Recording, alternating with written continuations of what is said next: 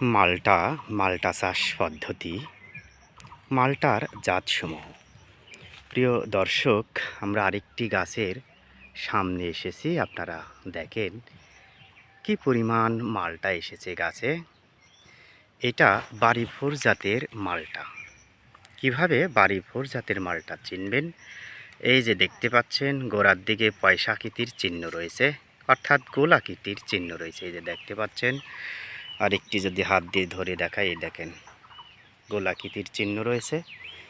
এই দেখতে পাচ্ছেন। বাংলাদেশে এত জাতের মালটা থাকতে সরকার কেন বাড়িভোর জাতের মালটা চাষাবাদের পরামর্শ দিল? প্রিয় দর্শক, এই জাতের মালটা প্রচুর পরিমাণে গাছে ধরে থাকে, খেতে সুমিষ্ট,